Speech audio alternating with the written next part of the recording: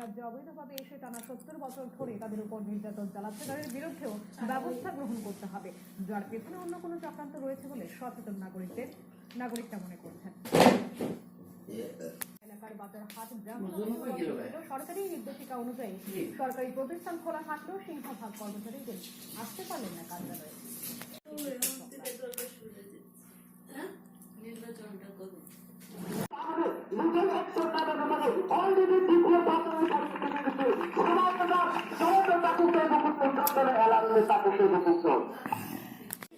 মধ্যে যদি তাদের দাবি পূরণ না হয় তাহলে আরো বৃহত্তর আন্দোলনের দিকে যাবে বলে হুমকি দেওয়া হয়।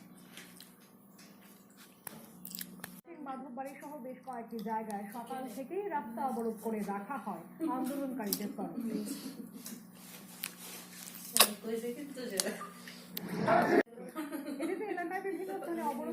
কিছুটা কম ছিল।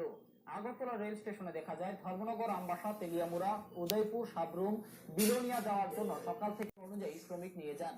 কিন্তু এই দিন বর্তলা এলাকায় এই সকল দিন মজুরদের ঠাঁই দাঁড়িয়ে থাকতে দেখা যায়, কারণ ধর্মঘটের কারণে এই দিন তাদের কপালে কাজ জুটেনি।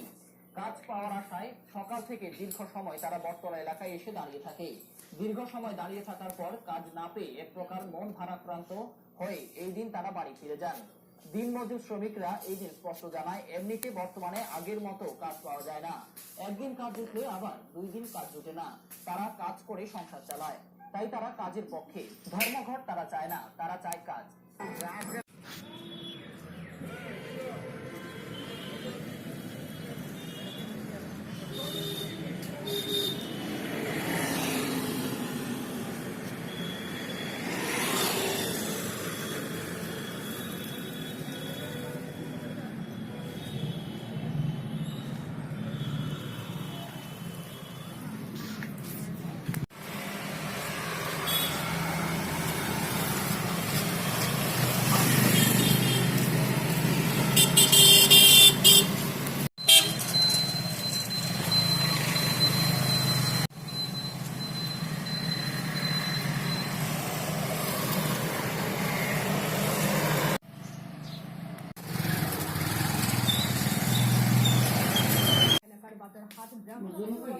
সরকারি নির্দেশিকা অনুযায়ী সরকারি প্রতিষ্ঠান খোলা থাকলেও সিংহভাগ কর্মচারীদের আসতে পারলেন না কার্যালয়ে।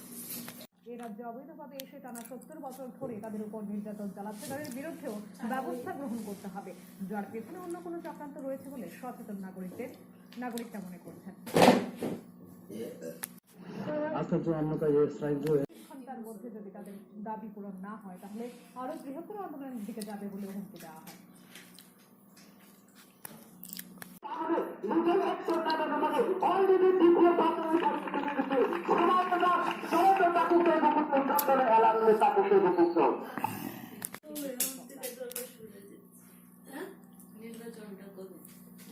মাধববাড়ি সহ বেশ কয়েকটি জায়গায় সকাল থেকেই রাস্তা অবরোধ করে রাখা হয় আন্দোলনকারীদের তরফে।